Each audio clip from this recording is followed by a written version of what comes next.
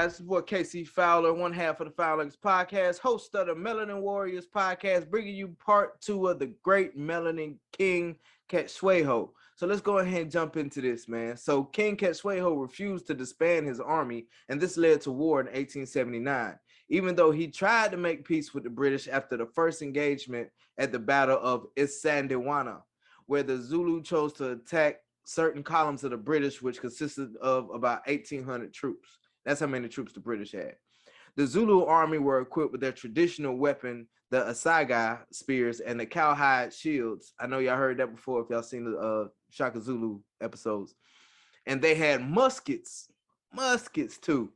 This battle consisted of 20,000 Zulu warriors. During this first battle, the Zulu won a decisive but costly victory against the British. The British employed a three-pronged attack, which is an attack in three separate places against their enemy, but that failed when the two columns were defeated, which in turn caused the British to lose that battle.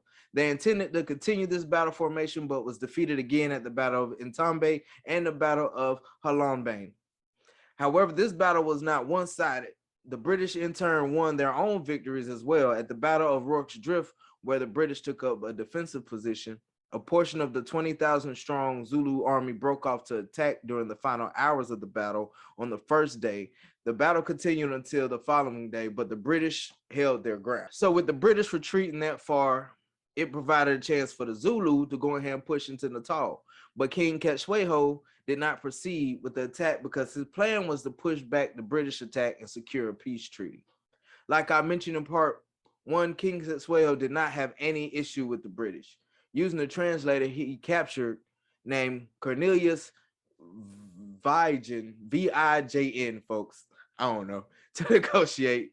But he took the chance to tell the British about a large Zulu force gathering during these negotiations. So, just because the Zulu people didn't understand the language, the translator pretty much said, hey, the Zulu are building up more troops on you guys, man. Y'all got to do something.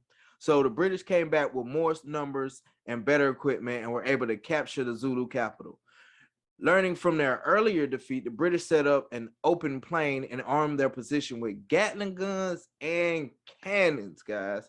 45 minutes into the battle, the British called in the cavalry, and that routed the Zulu people. And soon after, King Cetshwayo was deposed and exiled to Cape Town, then to London, but returned to the Zulu land in 1883. King Cetshwayo, being a brilliant leader and tactician, led to a victory of the British that few were able to pull off during this time, besides the U.S., of course, Independence Day coming up, and fought until his exile. This is part two of the Melanin King Cetshwayo. We will be taking a break next week, but stay tuned for the final part of the story of King Cetshwayo. Remember, guys, stay alert, stay alive. It's your boy.